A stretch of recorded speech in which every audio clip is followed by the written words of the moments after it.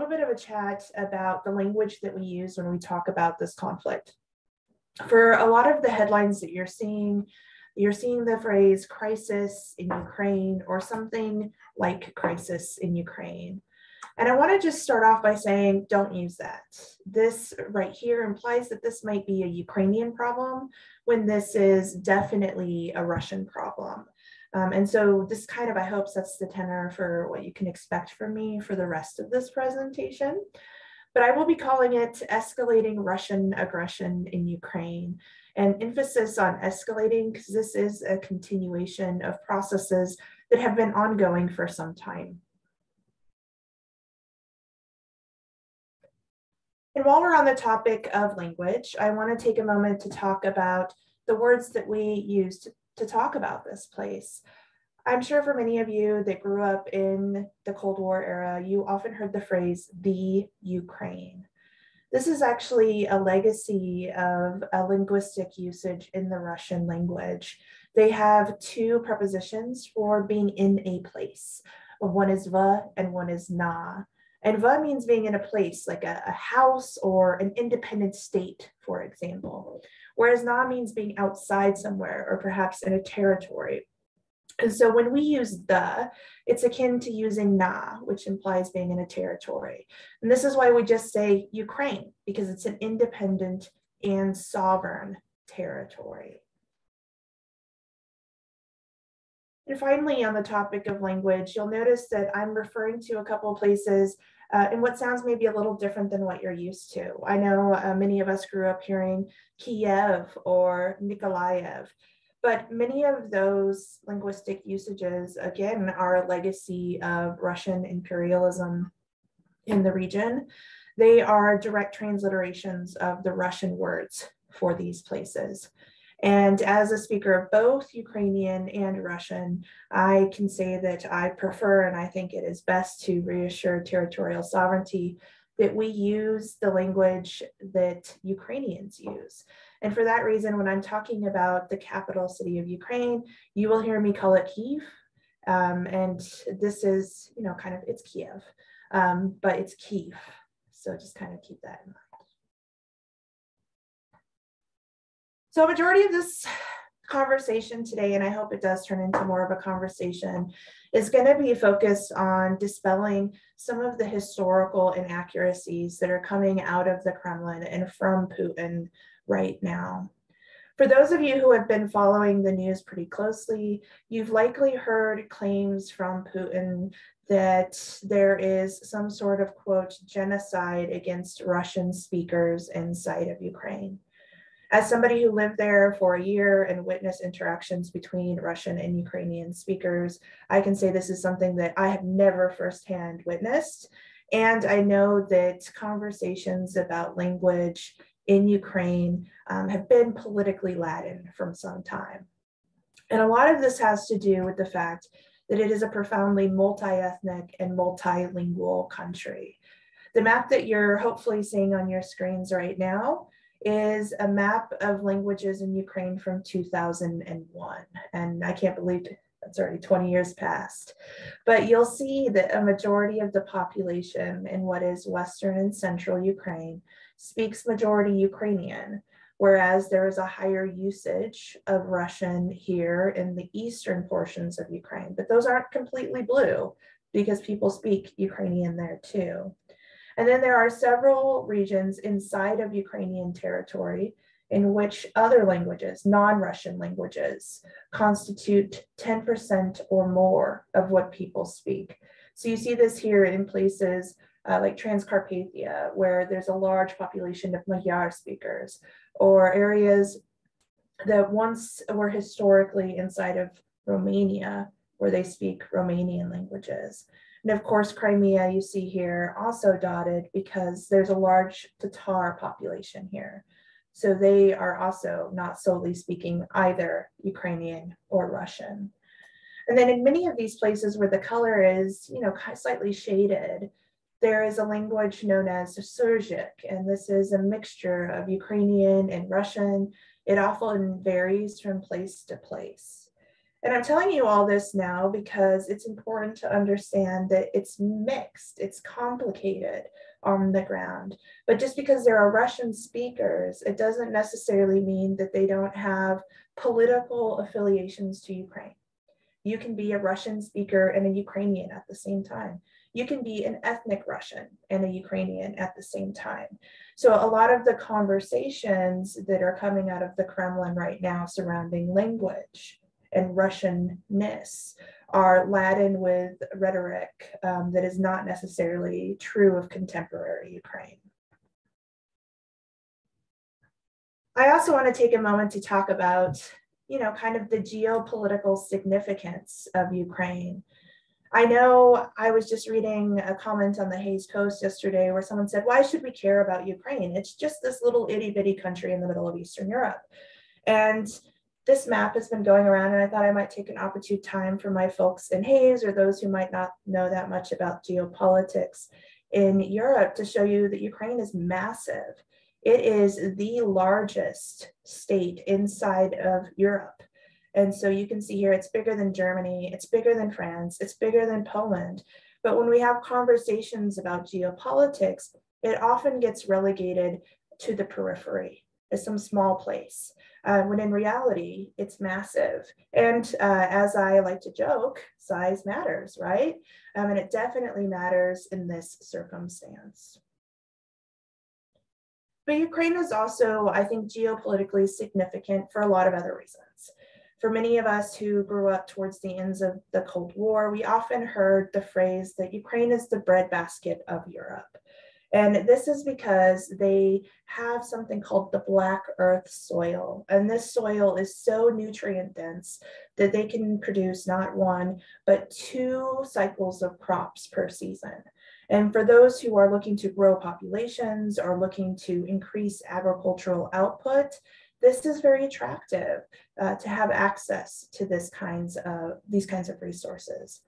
But there are plenty of other resources in Ukraine, be it the resources necessary to increase nuclear weapons, the resources necessarily to increase oil output. So it definitely, Russia likely has some geopolitical interest for those reasons. Another thing that's important is just Ukraine's kind of situationality on the map of Europe. This map that I have in front of you is a map of the European Union. And you can see that Ukraine rests between the European Union and Russia. It is, as one famous scholar, Serhiy Plokhy, has called, the gates of Europe. It is the thing that is kind of holding Europe back from Russia, so to say. And this is something that Mr. Putin certainly finds threatening, considering his autocratic regime. But it is also important to know that when he says that he is worried about NATO at his doorstep or worried about the EU at his doorstep, it is already there. And so this rhetoric is definitely false, because you can see he already shares a border with Estonia and Latvia.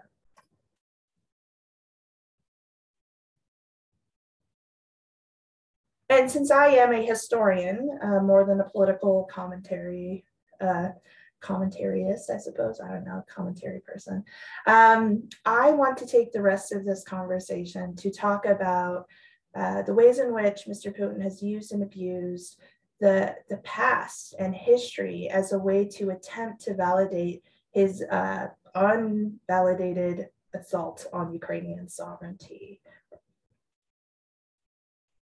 So you'll see that Mr. Putin is often having these conversations about some sort of shared history in ancient Kievan Rus. And you often hear claims that Russians, Ukrainians, and Belarusians are all the same people. They all come from the same place, and they all speak the same language. And this is just, it doesn't bear out. They do have entangled histories, but they are different people, and they have different languages. So I want to take a moment to take us all the way back to the 9th century. And we're going to kind of rush through several centuries of history here in the next few minutes to look at if this claim by the Kremlin really has any basis. And you can see here on this map of what was historically Kievan Rus that Kievan Rus started inside of territory that is contemporary Ukraine. And these are the borders of contemporary Ukraine here. Only a small sliver of its original situationality was outside of contemporary Ukraine. And Kievan Rus started as a result of a Viking. An individual by the name of Rurik came from the north and helped to unify all of the disparate Eastern Slavic populations in the area. And he brought them together into something that looked like a consolidated state. However, that was relatively short-lived in the long array of things because the Golden Horde and the Mongols decimated the state. They erased it from the map. Many could, I guess, claim that the heir states to the Mongol Empire have just as much a claim to territory in Ukraine as anyone else. And following the Mongol invasions, which decimated this, we had one group of heirs to Kievan Rus break away and formulate something called Muscovy. And this is where you get the word Moscow now from, Muscovy. And Muscovy decided somewhere down the line that they would hearken back to some shared origins in Kievan Rus and rename themselves the Tsardom of Russia. And so this is how we often get the idea that the Tsardom of Russia is from Kievan Rus, when in reality, they're kind of developing it separately after the Mongol invasion.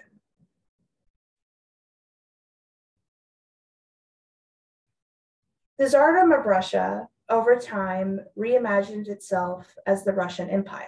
And this occurred most starkly under Peter the Great, but certainly began a little bit before. And as Peter the Great often imagined, they begin the process of moving westward.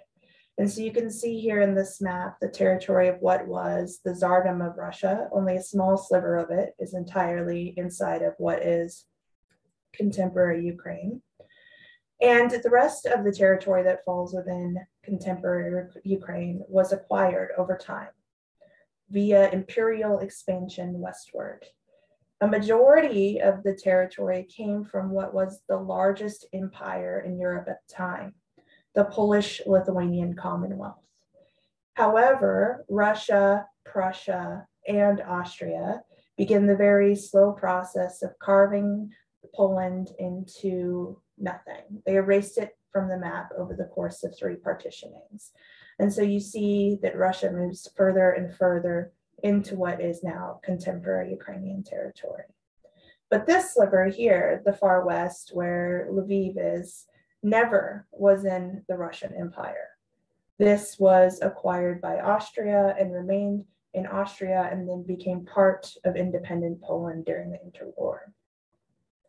And then to the south, this territory belonged to the Crimean Khanate, and large swaths of here belong to the Ottoman Empire. So no empire has 100% claim to the territories that are in contemporary Ukraine. Trying to make this about some sort of imperial belonging is just Putin's way of trying to manipulate the past and manipulate the map to make it seem like he has some sort of territorial claim.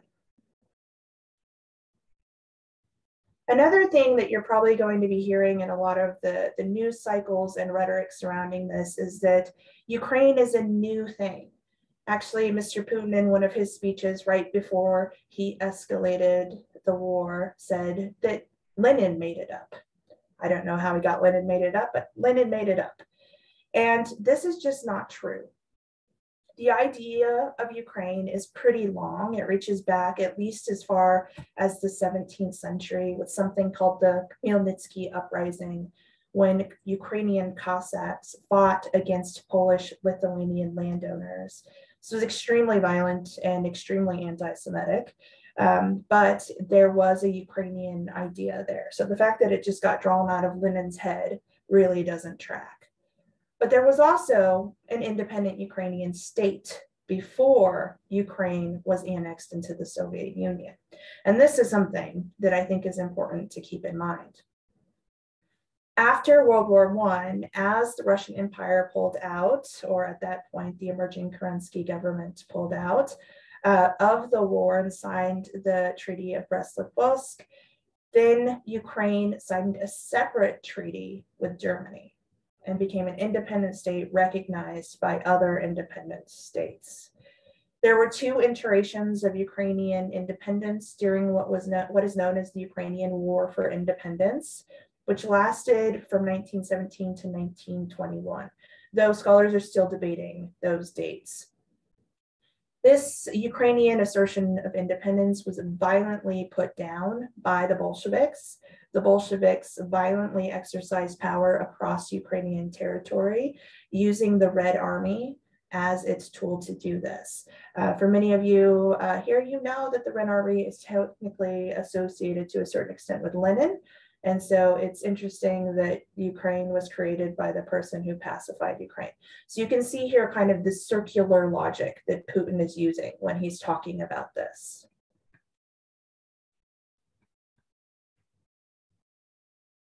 The map that you see to your left is what Soviet Ukraine looked like after 1922, after the violent pacification of Ukrainian lands and the forced annexation into the Soviet Union. And you'll see that it still doesn't look like what Ukrainian territory looks like today. This area right here was part of Greater Romania. It's known as the Buzak. And this area right here was part of Poland. And this area right here was part of Czechoslovakia. All of these territories come into Ukraine following World War II, because Ukraine is literally picked up and marched westward on the map because the Soviet Union won World War II. And that's kind of what occurred from that. And then, of course, Khrushchev ceded Crimea to Ukraine in 1954. So Ukrainian territory, as we understand it today, was really solidified in 1954, but still a conglomerate of lots of places that were not necessarily all Russian, nor necessarily all Soviet. And all of these conversations have really been an attempt to kind of tear down the rhetoric that's coming out of the Kremlin. In reality, they're not necessarily conversations that we 100% need to have, because Ukraine is an independent and sovereign nation that voted for its own independence and has continually asserted its independence and desire for democracy. And this process really started even before the collapse of the Soviet Union. In 1990, Ukrainians from throughout the country came together and held hands all the way from Kyiv to Lviv. And if you can imagine, that's a pretty big stretch of territory. And they held hands not to signify anything other than that they were unified as Ukrainians and that they wanted an independent and democratic looking Ukraine. Fast forward to August 1991, and they were able to really vote for their secession from the Soviet Union and vote to institute an independent Ukrainian state.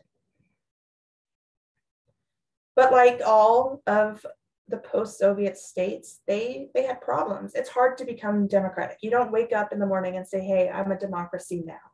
This is something that takes time and learning and peaceful transitions of power. It's also even more complicated if you're sitting on top of the third largest nuclear arsenal in the world, which is what Ukraine was sitting on top of. Both Russia at the time, with Boris Yeltsin at the head, and the United States, as well as Western leaders like the UK, wanted to come to some sort of solution for this large nuclear cache. And so they sat down with Ukrainian leaders, and at the table, they promised Ukraine that they would recognize their territorial sovereignty, and they would do whatever it took to protect their territorial integrity in exchange for one thing. And that was that Ukraine pick up all of their nuclear weapons and move them back to the Russian Federation. And this is exactly what they did. So perhaps we might have been having a very different conversation right now had Budapest Memorandum not occurred. But nonetheless, while we're all clouded in the rhetoric of NATO and NATO obligations, it is important to underscore that we already do have an obligation, as does Russia.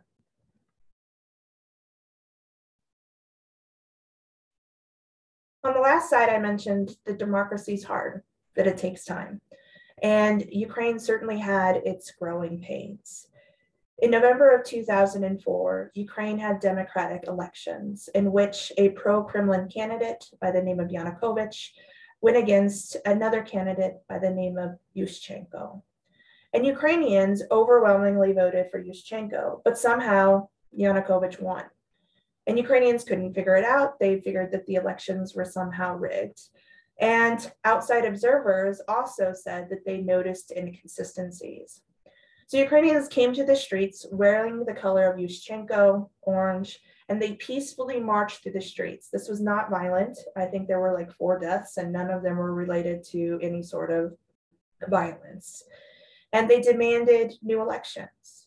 This went to the Ukrainian Supreme Court, and they were able to get a new election. And it turned out that Yanukovych had rigged the election, and Yushchenko won by a landslide. And so this was really a victory for Ukrainian democracy. They were able to work through the systems that they had in place to make sure that they could have their democratic voices heard.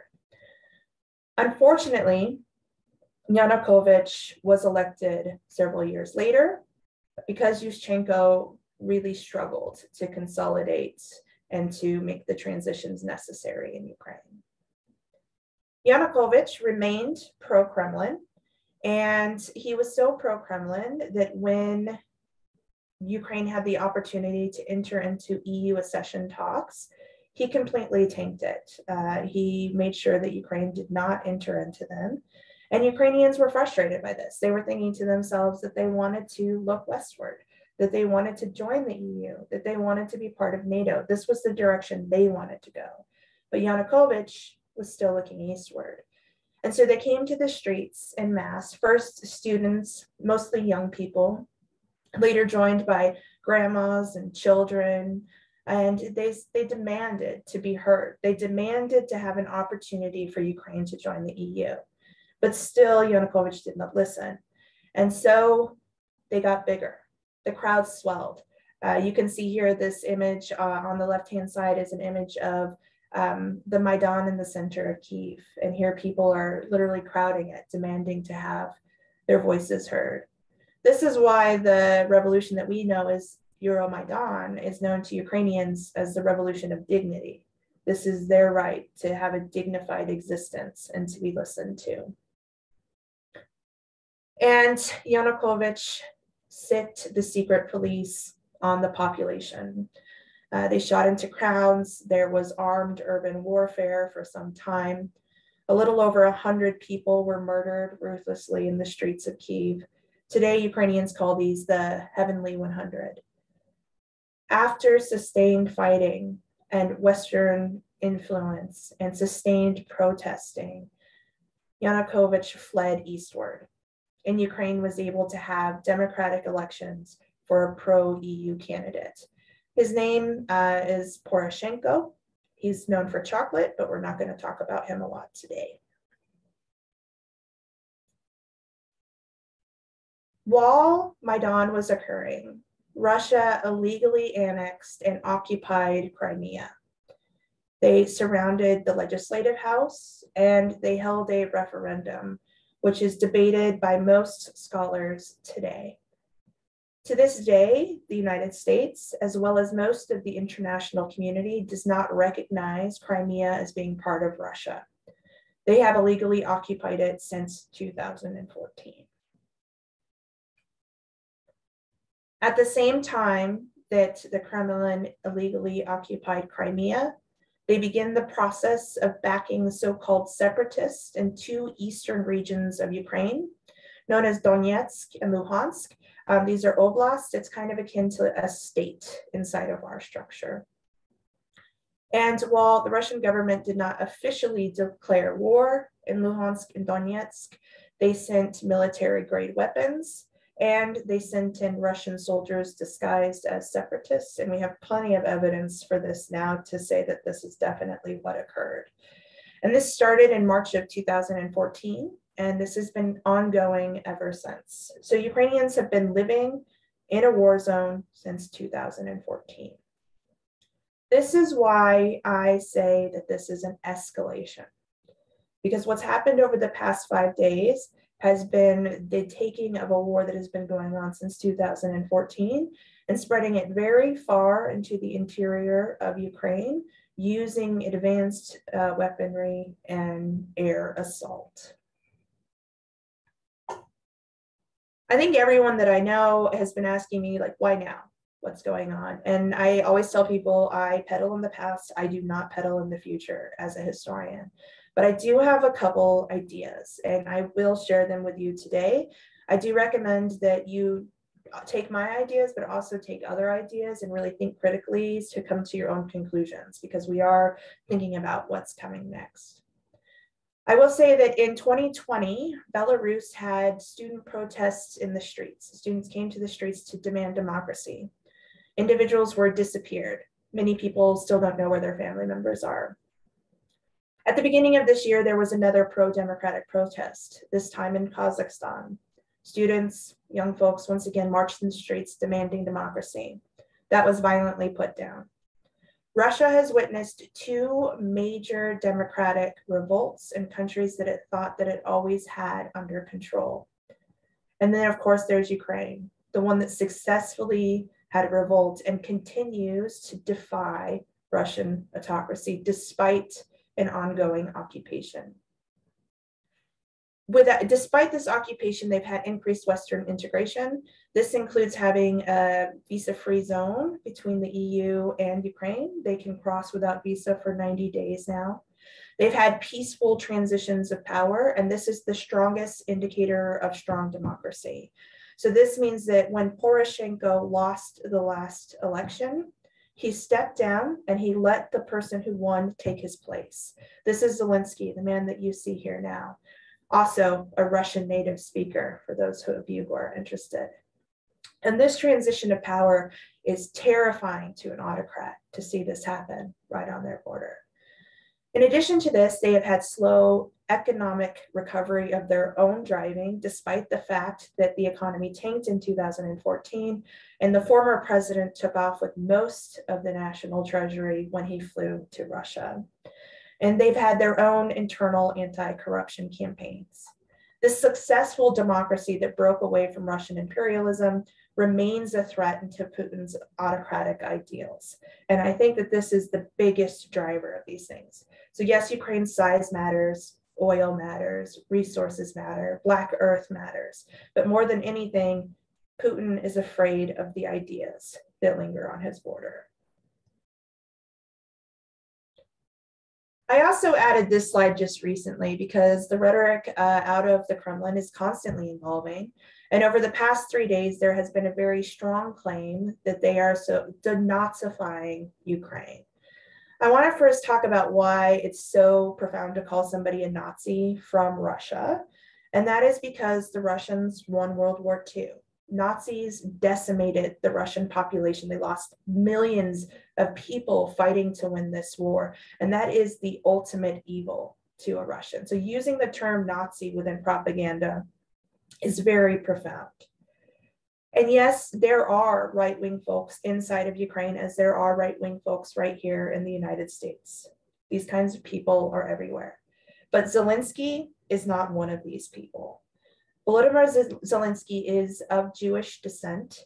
He comes from a family of 4 brothers, 3 of which died during the Holocaust. And his grandfather actually fought for the Red Army to defeat the Nazis. And it is only because his grandfather was able to get into the Red Army that Volodymyr Zelensky is alive today. So this is a Jewish man who is a direct descendant of Holocaust survivors and an individual who fought the Nazis directly. So any sort of Putinist claim otherwise is nothing short of propaganda. So this is the map as it was this morning, and I'm sure things have changed pretty significantly. I know that I received a couple messages from colleagues and friends in Kharkiv that they've started deploying exploding bombs, and there was a couple dozen deaths at a university today. So I have a feeling the line in Kharkiv might be moving a little bit soon, but this was what it looked like this morning. Mr. Putin thought that when he invaded Ukraine that it would be quick. It would be a few days. He even had propaganda drawn up to that accord. Thanks to the Wayback Machine, we know that he declared yesterday as the day that they would win. But that is not what happened. Mr. Putin encountered a resistance that he did not expect in Ukraine. And I am not surprised by it because Ukrainians are profoundly resilient. They have been training for this since 2014. And they have been training on all fronts, be it military fronts or cyber fronts or information warfare. So they have been preparing for this. And they will fight for democratic and independent and sovereign Ukraine. So if I had to venture a guess, this will be an ongoing conflict for some time. Russia will continue its war of aggression and Ukraine will continue to fight it. But as I warned before, I'm a historian, so we never know what's coming next. So before I switch to Q&A, I want to stop with this image here. For some of the young folks in the audience, you've probably seen these little country heads. The kids love them. And this was a cartoon that was shown with the country heads in Russia shortly before the outbreak. And the Russian head is chasing the smaller Ukrainian head saying, "Hey, Ukraine, stop, we're brothers after all." And grabs him by the tail, this time with a gun in hand, and says, "Brothers, I said."